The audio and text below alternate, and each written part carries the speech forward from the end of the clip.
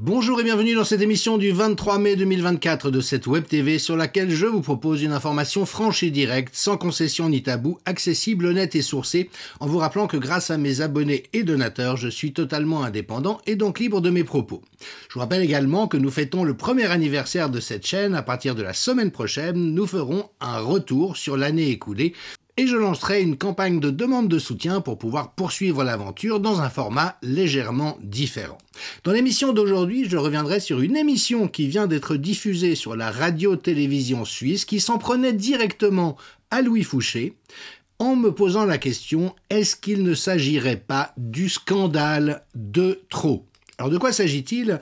Il y a une nouvelle émission à la radio-télévision suisse qui s'appelle « Vraiment ». Oui, une émission qui prétend vous dire quelle est la nature de la vérité et qui donc s'est intéressée à la figure du docteur Louis Fouché avec un titre « Qui est Louis Fouché, le médecin français qui fait polémique en Suisse, docteur complot avec point d'interrogation ?» Et la journaliste, enfin je mets des guillemets et vous comprendrez bientôt pourquoi, de cette émission, Cécile Trantien, est partie du pitch suivant. La récente venue de Louis Fouché, ça date d'il y a quelques semaines, en terre vaudoise pour des conférences, a suscité l'inquiétude de la gauche vaudoise. L'émission a mené l'enquête sur un médecin devenu la star des milieux complotistes.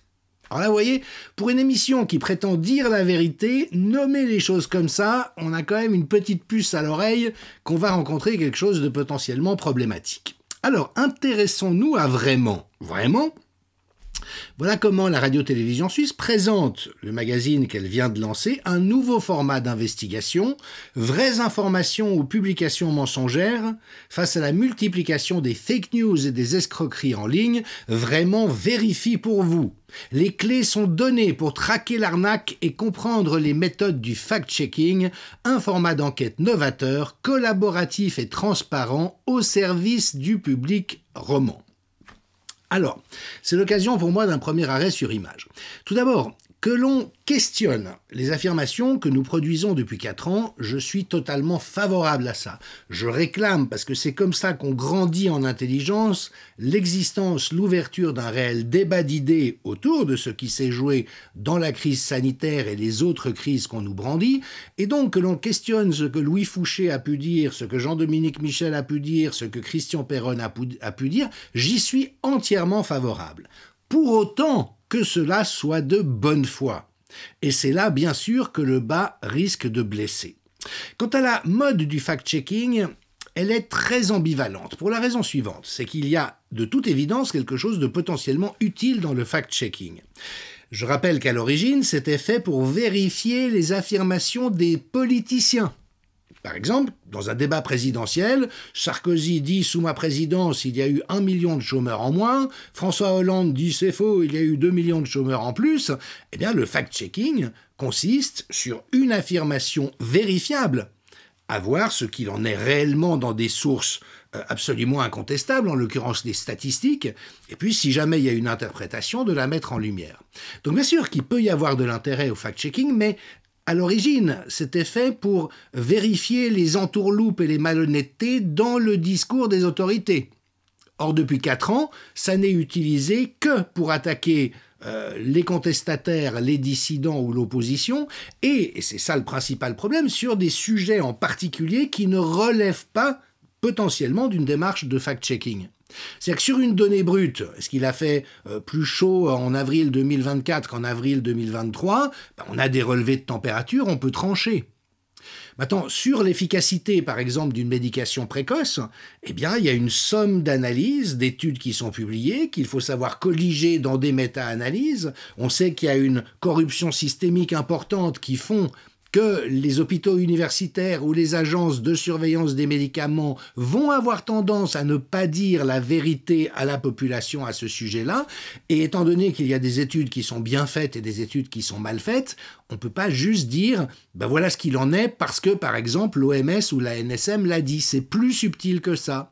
Et puis sur des questions encore plus subtiles, comme par exemple, quelle est l'efficacité des mesures de contrainte présentées comme sanitaires, vous voyez, il faut faire du travail, il faut se renseigner, il faut se documenter, il faut comprendre quelque chose au domaine, et donc ce sont simplement des sujets qui ne relèvent pas du fact-checking, et c'est malheureusement un pli qui a été pris d'invoquer de manière un peu religieuse, ou en tout cas fortement idéologique, le fact-checking, comme s'il détenait précisément la compétence d'éclairer la vérité ultime, ou de la décréter, alors que ça n'est juste pas quelque chose de pertinent dans l'immense majorité des cas. Alors, intéressons-nous à l'émission en question.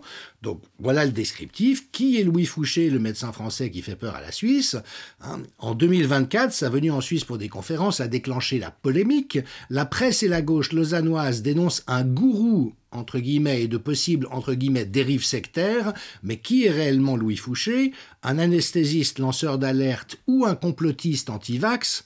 Dans ces nouveaux épisodes, on te fait découvrir, ça c'est très jeune ça, on te fait découvrir les coulisses d'un fact-checking collaboratif sur les effets secondaires réels des vaccins. Ok, donc là c'est encore autre chose. Réel. D'accord, donc vraiment on va me dire quels sont les effets secondaires réels des vaccins. Bon. Alors écoutez, je vous laisse consulter si cela vous intéresse l'émission, elle dure à peu près une demi-heure, et franchement ça vaut le détour, parce qu'on y trouve toutes les malfaçons journalistiques, les transgressions graves à l'éthique et à la déontologie journalistique dans un travail de désinformation et de propagande incessant. Et donc, c'est particulièrement éclairant parce que c'est un condensé de toutes les dérives du pseudo-journalisme actuel qui, malheureusement, n'a plus rien à voir avec le journalisme. Parce que vous ne pouvez pas faire à la fois de la propagande ou du journalisme. C'est antinomique. La position du journaliste, c'est une position de neutralité critique et bienveillante et qui cherche à éclairer les positions divergentes autour d'une question et de voir qu'est-ce qu'on peut documenter, oui, de manière objective, mais sans prendre parti pour un camp ou l'autre. Or, désormais, le journalisme, ça n'est que ça. C'est prendre le parti des autorités contre les opposants et les dissidents et de manière systématique. Donc vous verrez, si vous choisissez de regarder l'émission, c'est un peu pénible, mais ça vaut vraiment la peine, que c'est une émission à charge, dans laquelle il y a un parti pris évident, mais vraiment évident, je veux dire, ça crève les yeux, ça ne souffre aucune discussion, et avec un ensemble de procédés sur lesquels je vais faire maintenant un certain nombre d'éclairages. Et pour moi, c'est ça le fond du sujet. Je ne vous apprendrai rien en vous disant que les médias ne font plus leur boulot. D'ailleurs, on sait que la perte de crédibilité et de confiance de la population est majeure, et c'est normal, parce qu'on sait bien qu'ils ne font plus du tout le travail qu'ils sont censés faire, que précisément ils sont dans le parti pris et l'agression systématique, mais dire ça, bon, ben, d'accord, une fois qu'on l'a compris, on l'a compris. Moi, mon travail, qui est un travail d'intelligibilité, c'est d'éclairer précisément où ça se joue, pour que nous acquérions collectivement les clés qui permettent de repérer les manipulations au premier coup d'œil. Et en l'occurrence, et vraiment, il faudrait dénombrer le nombre d'occurrences qui se produisent dans ces 30 minutes, mais il y a un étiquetage et une stigmatisation systématique des positions de Louis Fouché et du milieu dont il fait partie. Avec notamment un tour rhétorique qu'on appelle l'épithète homérique, parce qu'on en trouve beaucoup d'exemples dans l'Iliade et l'Odyssée. Il faut se souvenir que l'Iliade et l'Odyssée sont des énormes corpus poétiques et qui étaient essentiellement de tradition orale. C'est-à-dire que c'était des bardes qui apprenaient ces épopées, et quand vous devez mémoriser 50 ou 60 000 vers, il faut des trucs mnémotechniques. Il faut aussi que votre auditoire comprenne très clairement quels sont les protagonistes et quels sont leurs rôles respectifs. Et l'épithète homérique consiste à associer systématiquement à un personnage des qualités, un adjectif épithète. Alors par exemple, Achille au pied léger, le rusé Ulysse, Priam au grand cœur. Et quand vous avez entendu 15 fois Achille au pied léger et 25 fois le rusé Ulysse, bah vous avez quand même intégré que Ulysse est rusé et que Achille a un pied léger. C'est-à-dire que c'est un guerrier athlétique d'une force exceptionnelle.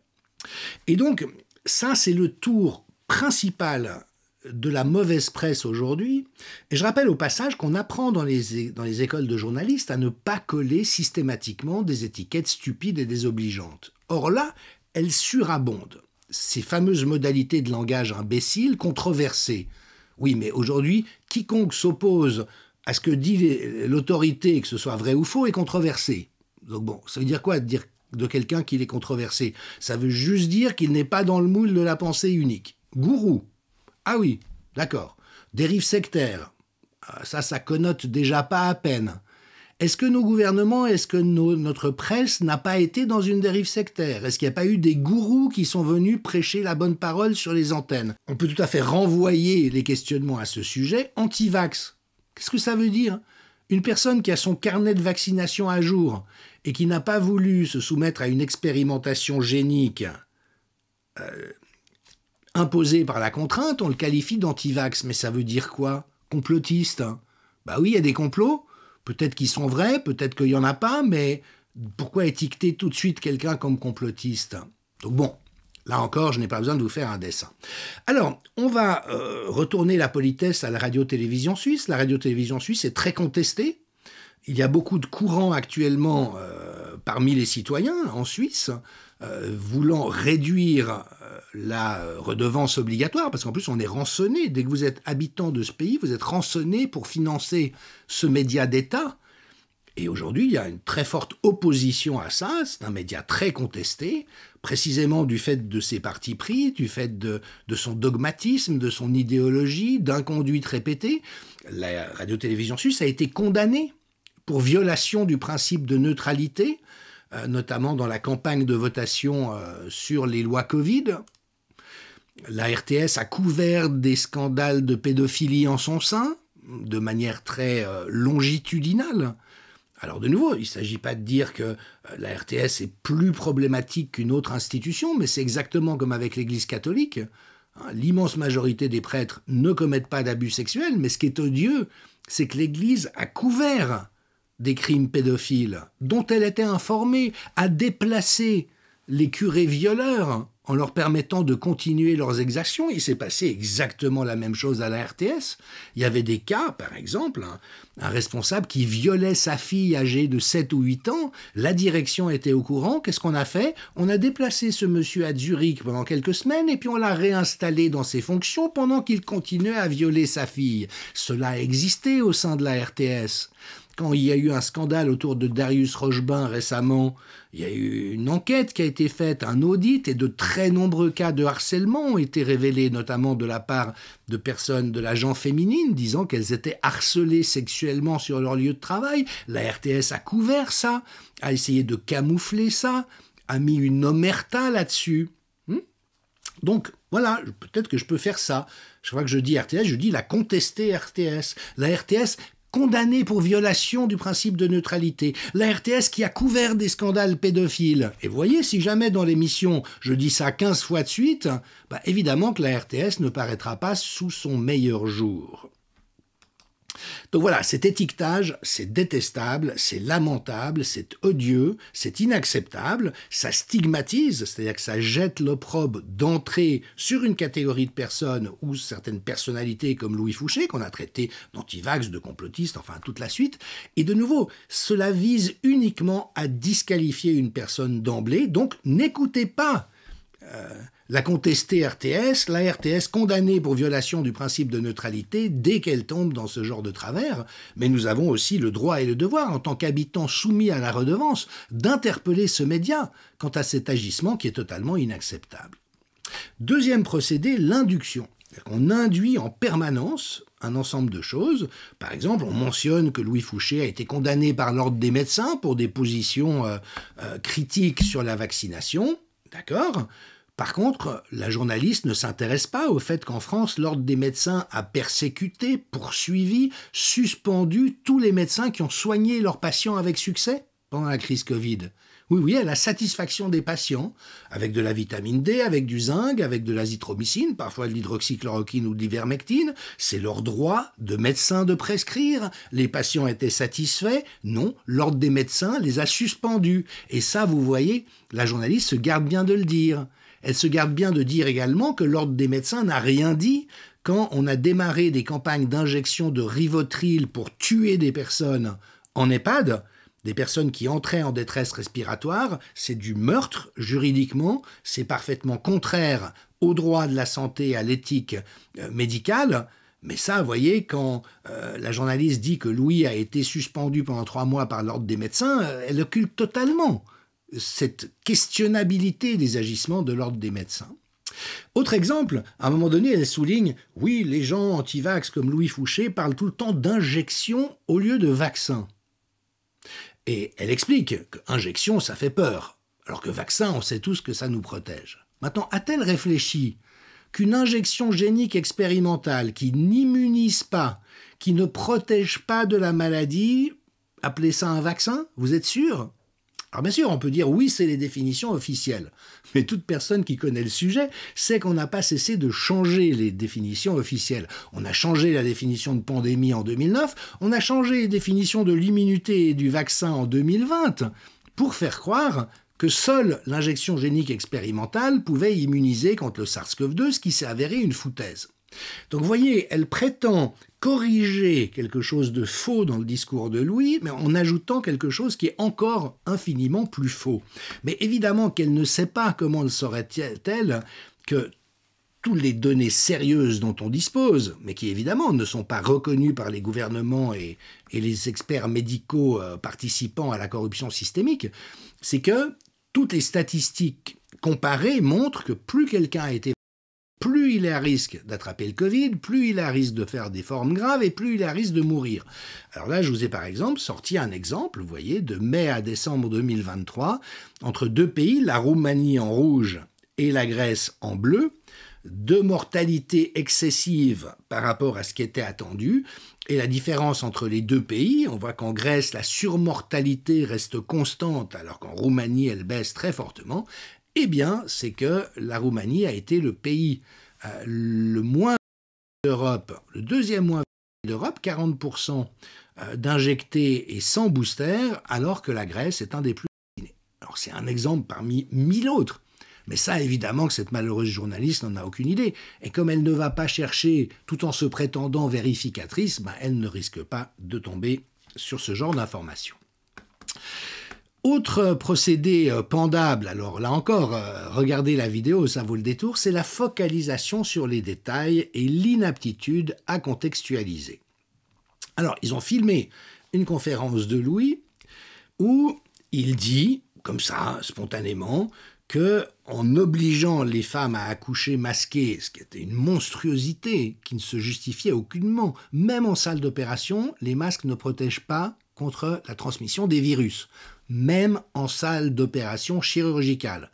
Donc obliger des femmes à accoucher quand on sait déjà à quel point un accouchement c'est difficile, c'est douloureux, c'est fort, les obliger à accoucher masquées sans aucune raison médicale, et avec comme effet que le nouveau-né qui vient de naître, le premier regard qu'il porte sur sa mère, c'est celle d'une personne dont il ne voit que les yeux parce qu'elle a un bonnet et un masque, Louis disait à juste titre que c'était horrible.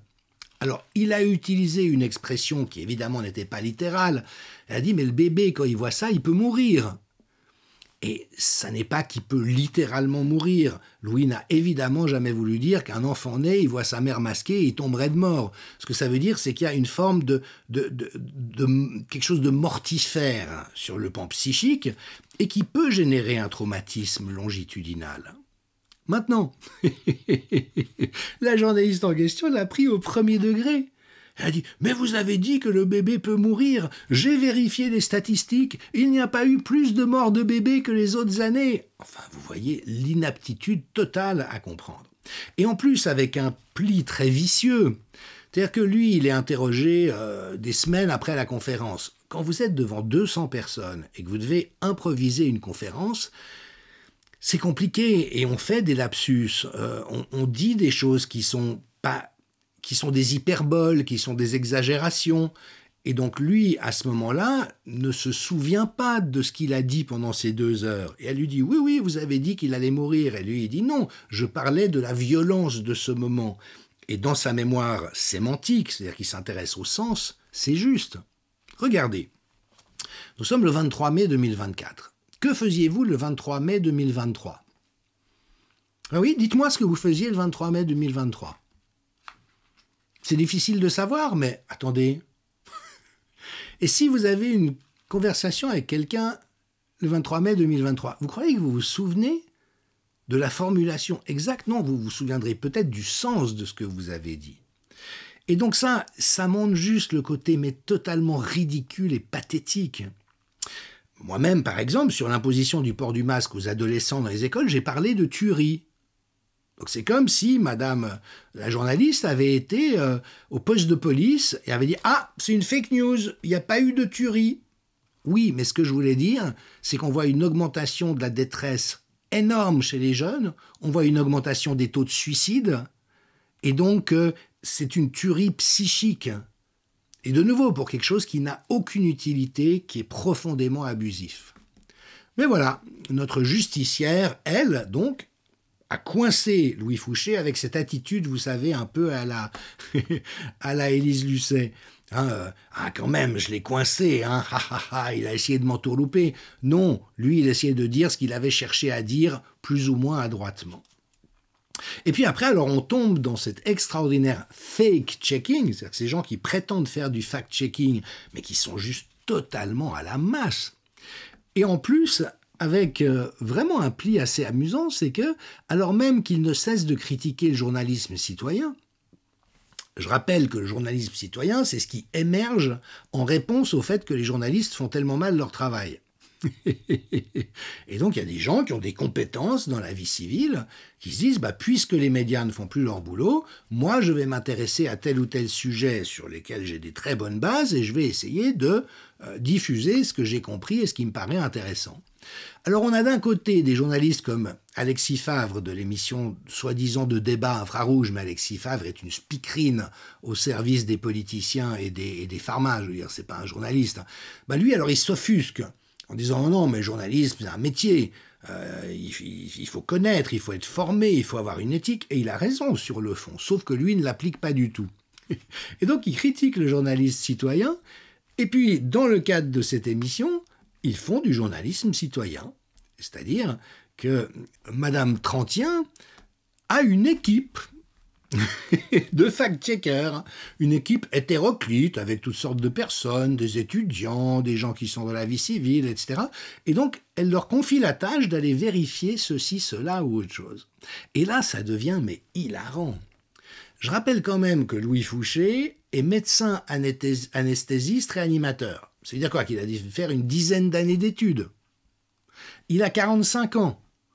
Il a travaillé probablement pendant 15 ans en milieu hospitalier, jour après jour.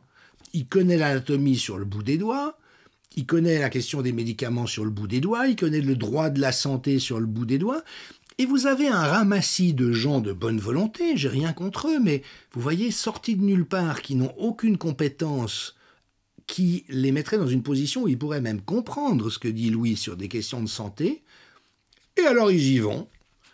Oui, on sent qu'il est beau parleur, donc que c'est facile pour lui de séduire les gens. Non mais attendez. Et sans la moindre réflexion autour de ce dont il s'agit.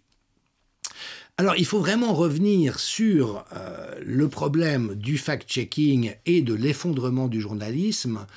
Je renvoie les personnes intéressées aux très bons articles de Laurent Mukeli, qui lui est directeur de recherche au CNRS, sociologue, et qui a écrit notamment un très bon article qui est devenu un chapitre de son livre « La doxa du Covid », enquête sur la gestion politico-sanitaire de la crise du Covid, tome 2, dans lequel il souligne l'inquiétant déclin du journalisme. Et voilà le chapeau de son article. Absence d'enquête de terrain, pipolisation, perte de neutralité au profit d'un genre de militantisme, enquête à charge, dépendance totale envers la communication des agences gouvernementales et des industries. Le journalisme tel que défini il y a 50 ans dans la déclaration de Munich est en train de disparaître sous nos yeux, éclipsé par un fact-checking général aussi superficiel que biaisé. Et là, c'est splendide, on voit toutes les scories de ça.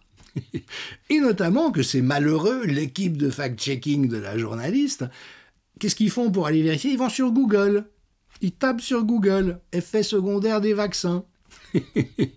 Ils vont consulter des sites qui disent la vérité en ligne, sauf qu'ils n'ont aucune idée que Google a été créé par la CIA, que les algorithmes aujourd'hui sont truqués pour entraver l'accès à des informations vraies mais dérangeantes, et que les sites sur lesquels ils se rendent, soi-disant pour aller trouver la vérité, font partie de ce qu'on appelle désormais le complexe industriel de la censure. Plus de 500 entités financées par le département de la Défense américain, la CIA, le FBI, l'OTAN, différentes officines, le Forum économique mondial, l'Organisation mondiale de la santé, la Commission européenne, pour, là encore, créer une censure généralisée qui stigmatise ou qui empêche d'accéder à des contenus véridiques. Et évidemment, ce que ces braves gens ignorent, c'est que des scientifiques ont été censurés pour avoir publié des études vraies avec des résultats fiables sur tous les réseaux sociaux, que tous les médias participent à ça, et qu'il y a un rideau de fer qui s'est abattu sur l'information de nos pays en février 2020. Je décris tout ça dans mon livre « La fabrication du désastre ». Il y a 3 chapitres qui sont consacrés à ça. Les médias armes fatales, l'ingénierie sociale et la dynamique de la propagande, et le complexe industriel de la censure. Donc, ces gens qui sont censés vérifier se précipitent vers des officines trompeuses dont eux croient à tort que c'est là qu'on va chercher la bonne information pour vérifier, alors qu'ils sont complètement roulés dans la farine, sans aucune chance de même pouvoir imaginer ce qu'ils sont en réalité en train de faire. Enfin, c'est absolument sidérant. En plus de ça, bien sûr, quoi d'autre? Ils ont recours à des experts bidons, comme Tristan Manders France. Tristan Manders France, mais je veux dire, il est risible. Il sait tout juste coller les étiquettes. J'ai cité une émission à France Inter consacrée à l'époque au Doctoton, où en 1 minute et demie, il utilise 17 fois les expressions complotistes, antisémites et extrême droite. C'est tout ce qu'il sait faire. Il sait coller ses étiquettes. Mais réfléchir, faut pas aller vers Tristan Manders France. Et puis la journaliste cite Conspiracy Watch, qui est une officine de propagande macronienne sur la sellette pour détournement de fonds dans l'affaire Marianne, sans aucun spécialiste ayant la moindre formation pour y travailler. Le monde diplomatique s'était intéressé au fait que Rudi Reichstadt n'a aucune qualification. C'est un employé de mairie qui a été engagé pour faire de la propagande en ligne. L'Observatoire du journalisme, allez vous renseigner, montre comment, voilà, il est simplement au service d'intérêts véreux. Et Régis de Castelnau, qui est avocat mais qui a été professeur de droit dans cette matière dans les universités de Paris, lui a dit que Rudi Reichstadt mérite la prison pour recel de délit de favoritisme, recel de détournement de fonds publics, escroquerie et abus de confiance, infraction commise en partie dans l'affaire du fonds Marianne. Et c'est vers des gens pareils que les journalistes de la RTS se tournent pour savoir ce qu'il faut penser de Louis Fouché. Non mais excusez-moi, il y a un moment donné où il faut juste pour 2 grains de sérieux. Alors en plus, faut-il citer quelques saillies célèbres de Rudi Reichstadt comme « C'est faux, le coronavirus n'est pas sorti du laboratoire de Wuhan ». Oui, ben bravo, il a dit ça au mois de mars 2020, il n'est pas le seul, et depuis, évidemment, tout a été confirmé. Non seulement il a été manufacturé à Wuhan et dans une autre université en Caroline du Nord, dans un autre laboratoire en Caroline du Nord, mais il a été issu de gains de fonction qui étaient interdits strictement et qui ont malgré tout été mis en œuvre, notamment par la clique d'Anthony Fauci aux États-Unis. Et puis alors on se tourne bien sûr vers les sempiternels experts, ceux qui sont délégués, ceux qui ont la mission, ceux qui sont les seuls autorisés à parler, et dont en Suisse Alessandro Diana, alors qui est totalement en conflit d'intérêts vu qu'il est en charge de développer la propagande vaccinale en Suisse romande. Et en ce qui me concerne, je ne pense pas qu'Alessandro Diana soit quelqu'un de tordu ou de cynique. Il me donne l'impression d'être honnête, il est juste mais complètement largué, et notamment parce qu'il continue d'avoir une foi aveugle dans les modélisations de l'Imperial College de Londres. Donc on se souvient que c'est... là encore, cette officine véreuse qui produit des projections fausses depuis 20 ans sur toutes les épidémies. Là, je vous ai remis le cas de la Suède. Donc, en bleu, vous avez cette courbe terrifiante qui était ce qu'il devait arriver en Suède si on n'imposait pas toutes les mesures qu'on a imposées chez nous. En jaune, ce qui devait se passer avec des mesures moyennes, et la Suède, qui n'a imposé aucune mesure, a eu comme résultat les courbes en rouge. Voilà. Et donc aujourd'hui, M. Diana est encore convaincu qu'on a évité 14 millions de décès grâce au vaccin. C'est complètement délirant, c'est une autre projection de l'Imperial College, mais il en est convaincu. Alors il se pose quand même des questions en disant oui, peut-être qu'au fond on n'était pas vraiment sûr pour la sécurité, mais c'était tellement dangereux qu'il fallait de toute manière injecter. Attendez, en dessous de 70 ans, les gens n'ont rien risqué d'autre en 2020 qu'aucune autre année. Il n'y a pas eu de décès chez les personnes de 0 à 50 ans dus au Covid. Et on a fait injecter ces gens en disant que c'était nécessaire, ça ne protégeait pas de la transmission, les personnes injectées étaient tout aussi susceptibles de transmettre le virus, donc il n'y avait aucune raison, et évidemment qu'il y a eu des morts dans cette catégorie. Mais voilà, M. Diana compose avec sa conscience comme il peut. On sort Mme Peters du chapeau, qui est une collaboratrice d'Antoine Flahault à l'Institut de santé globale de Genève. Alors lui, Antoine Flahault, c'est un pilier de la corruption. Il n'a cessé de mentir et de faire paniquer et de préconiser des mesures violentes, absurdes, inutiles et destructrices pendant 4 ans. Regardez comment la Covid est devenue une cause de mortalité substantielle chez les enfants par Antoine Flahault. C'est faux. Rien de ce qu'on a dit M. Flahault n'était vrai. C'est un vieux routier qui a trempé dans toutes les magouilles en santé publique. Il est arrosé par M. Bill Gates et ses fondations. Et voilà les experts que la radio-télévision suisse romande va chercher. Alors continuons. Les amalgames. Un médecin qui flirte avec l'extrême droite. Alors tous ceux qui connaissent Louis, je ne peuvent que mourir de rire. Moi-même qui suis un anarchiste pur et dur, je me suis fait accuser d'être d'extrême droite. Et donc Louis dit qu'évidemment il n'a rien à voir avec tout ça, mais alors les fins limiers de la RTS ont trouvé une vidéo publiée sur X où Florian Philippot dit du bien de Louis Fouché. Vous comprenez? Donc si quelqu'un d'extrême gauche avait dit du bien de Louis Fouché, ça aurait fait de Louis Fouché un communiste. Non mais voilà le degré de stupidité sidérale dans lequel sont les journalistes de la RTS. Il dit qu'il n'a eu aucun contact avec Alain Soral, mais quand même, il y a des gens qui sont près de M. Soral et qui apprécient ce que dit M. Fouché. Puis écoutez ça. Louis Fouché s'affiche également avec la complotiste genevoise Emma Cruzy, étiquette. Donc la RTS, condamnée pour violation de la neutralité, nous informe que Louis Fouché s'affiche avec une complotiste, Emma Cruzy, qui est une femme charmante et tout à fait respectable, fer de lance du mouvement QAnon en Suisse. Alors, qu'est-ce qui s'est passé? Un jour, par plaisanterie et pour faire chier les journalistes, Emma Cruzy a dessiné la lettre Q dans sa paume et voilà, pour plaisanter, a brandi ça. Et donc, elle est, bien sûr, la fer de lance du mouvement QAnon.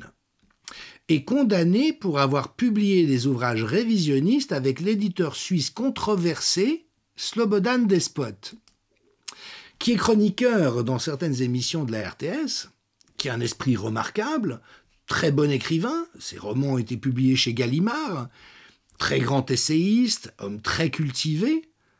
Il est controversé, oui, dans la mesure où tout ce qui ne relève pas de l'idéologie néofasciste du centre-gauche est controversé. Mais enfin, c'est juste, mais sidérant de dire des choses pareilles. Et ce qui vraiment est encore plus frappant, c'est le sans-vergogne. Vous voyez, on s'autorise tout. Donc voilà, un reportage pétri de ça qui évidemment n'a aucune valeur, mais même du foutage de gueule, et le tout réalisé sur le racket de la redevance extorquée aux habitants du pays. Alors faut-il ajouter que la journaliste et son équipe n'ont aucune idée de la réalité du domaine de la santé. La corruption systémique, qui est reconnue par la Commission européenne, par l'ONU, par les centres d'éthique des universités, par les revues médicales, non, pour eux ça n'existe pas. La fraude scientifique massive, comme celle dont les études Pfizer sont pétries, efficace à 95%. Ça n'a jamais été efficace à 95%. Et si on sait lire une étude, on voit où c'est truqué. Les condamnations pénales à répétition, Pfizer, plus de 10 milliards de dollars d'amende depuis l'an 2000, pour des faits de falsification des données, corruption, homicide, enfin tout y est. Inutilité connue et avérée des mesures dites sanitaires, elles sont dans le plan pandémie 2019 de l'OMS qui dit « il ne faut surtout pas faire ça ».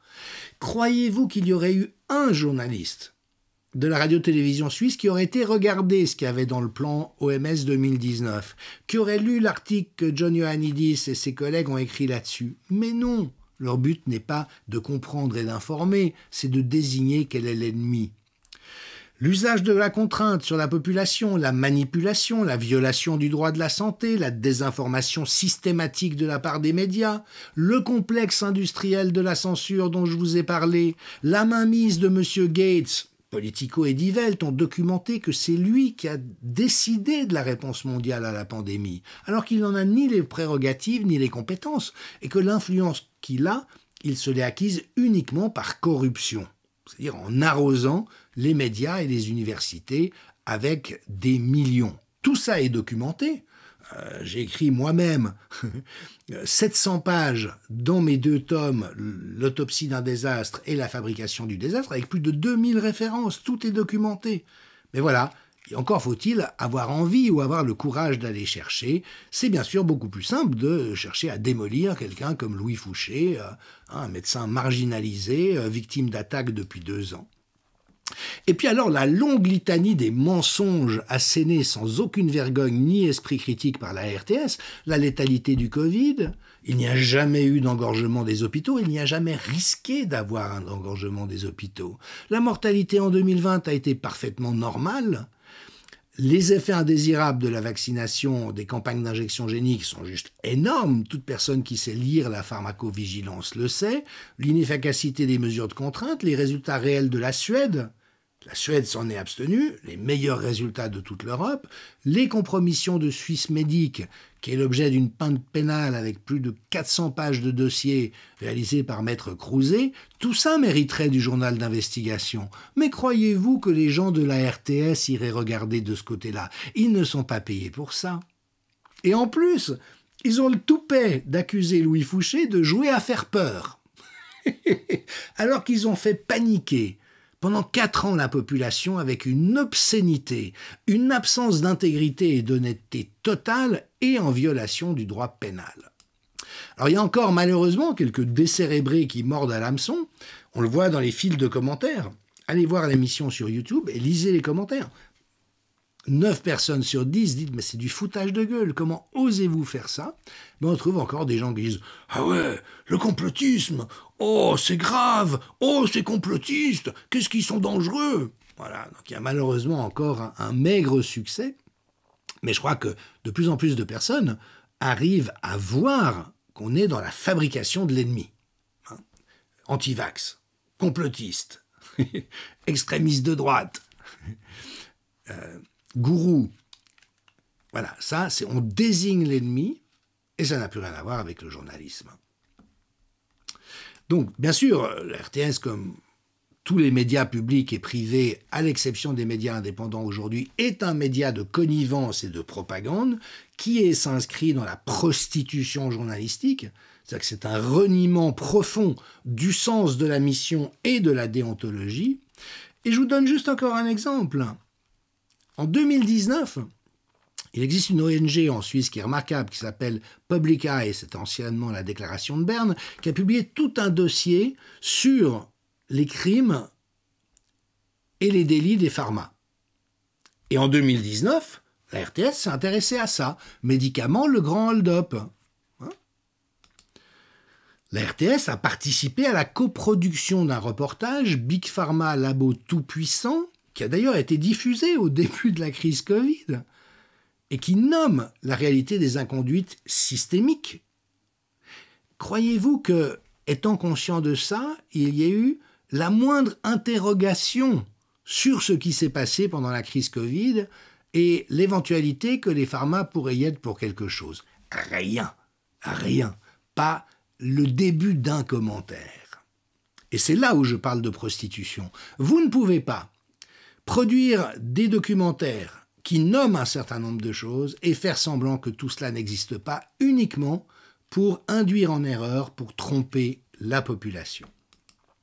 Alors la bonne nouvelle, c'est que ça fait quand même du foin. Je pense que vraiment à ce niveau-là de scandale, et qu'au début les journalistes de bonne foi se soient trompés, je peux le concevoir, mais que 4 ans après, ils osent encore nous infliger des truanderies pareilles, c'est juste scandaleux. La bonne nouvelle, c'est qu'il existe un ombudsman, il existe différentes voies de plainte, et j'encourage toutes les personnes qui sont en désaccord profond avec ça à saisir ces instances. Bon, sont malheureusement très peu réactives et elles aussi extrêmement partiales, mais enfin, on obtiendra quand même quelque chose. Et puis, je terminerai avec ça. Vous savez que j'ai co-préfacé le livre de Lance de Heaven-Smith aux origines de la théorie du complot, un outil de contrôle de la pensée, dans lequel il montre que l'étiquette de complotiste sert systématiquement à décrédibiliser les gens qui risquent de débusquer des crimes d'État contre la démocratie. Et en l'occurrence, c'est évident qu'il y a un complot. Il y a des conspirations à perte de vue, mais ce qui est intéressant, c'est qu'elles sont en train de sortir. Et aux États-Unis, Anthony Fauci, qui a piloté la réponse américaine et qui est un des types les plus corrompus qu'on puisse imaginer, est sur la sellette. On est en train de montrer toutes les dissimulations et les conspirations auxquelles il s'est livré. Son grand ennemi, Rand Paul, sénateur du Tennessee, est à la charge. Et il est en train de montrer qu'il y avait, écoutez bien, les emails qui viennent d'être révélés suggèrent qu'il y a une conspiration plus large à l'intérieur des agences de santé américaines pour aider les collaborateurs de Fauci à détruire des dossiers et contourner les lois sur la transparence de l'information. Il instruit le département de la justice d'agir en disant il y a un collaborateur de Fauci qui a témoigné. Il faudrait lui donner une immunité en échange de la révélation du fond de l'histoire. On a maintenant des emails qui disent il faut absolument détruire des documents, il faut absolument cacher un certain nombre de choses. Pourquoi ? Eh bien parce que bien sûr le SARS-CoV-2 a été fabriqué par ces gens, parce que dès 2019, Moderna et Pfizer savaient qu'ils allaient devoir produire énormément d'injections ARN messager avant même que le Covid existe officiellement, parce que toute la mise en échec de la santé publique a été organisée de manière militaire sur le modèle « tant qu'on n'a pas un vaccin, on bloque toute la société, même si c'est contraire à toute la santé publique », et puis parce que tout l'arsenal de censure médiatico-informationnelle également sur Internet a lui aussi été soigneusement préparé de manière militaire depuis plus de 20 ans, c'est ce que je montre dans mes livres. Et donc, le complot va bientôt être révélé. Et une fois que le complot aura été dévoilé, j'aimerais bien voir quelle sera la réaction de tous ces journalistes véreux qui ont osé traiter de complotistes tous ceux qui étaient en train de voir juste. Il y aura sans doute des retours de manivelle assez intéressants. Je mentionnerai pour terminer qu'il y a un excellent livre qui est paru il y a quelques mois sous la direction de Mireille Zaki, qui est une journaliste exceptionnelle, inattaquable. Elle est respectée de tout le monde, c'est vraiment une journaliste hors pair. Elle est extraordinairement posée, très diplomate dans sa manière de s'exprimer, dans le bon sens du terme, c'est-à-dire qu'on ne peut vraiment rien reprocher de tendancieux ou d'excessif. Et dans cet ouvrage, Sans diversité de vues, pas de journalisme, comment les médias souffrent de problèmes idéologiques encore plus qu'économiques, 23 journalistes expérimentés ou en activité dénoncent ce contrôle des esprits, cette pensée unique, cette bien-pensance, cette propagande de tous les instants. Je vous renvoie à l'entretien qu'elle a donné à l'antithèse « Les médias, monoculture idéologique et police de la pensée ?» point d'interrogation. Et ce qui est fascinant, c'est que face à elle, un des directeurs de l'information de la radio-télévision suisse a montré l'espèce d'enfermement. C'est-à-dire que non, nous faisons notre métier, nous refusons de donner la parole aux opposants qui se sont radicalisés. Mais sinon, nous entretenons un débat extrêmement ouvert. Et là, on voit que les médias sont eux-mêmes dans une forme de dérive sectaire. Et de nouveau, il y a une corruption par le haut, c'est-à-dire que tout ça est organisé comme je le montre dans mes livres, mais après, évidemment que le journalisme moyen est juste totalement inapte à penser la réalité dans laquelle il est, mais c'est à nous de le dénoncer, c'est à nous de refuser de nous laisser faire. Et là, je crois qu'il faut vraiment produire une interpellation extrêmement forte. Moi, je rêverais qu'un groupe de journalistes expérimentés reconnus inattaquables, étant donné leurs états de service et leurs compétences personnelles, travaillent avec les équipes rédactionnelles de la radio-télévision suisse pour les aider à comprendre la dérive effroyable dans laquelle ils sont et empêcher que cela se poursuive, parce que c'est totalement inacceptable en démocratie, en état de droit et financé par notre argent que des choses pareilles puissent avoir lieu. À demain. Merci.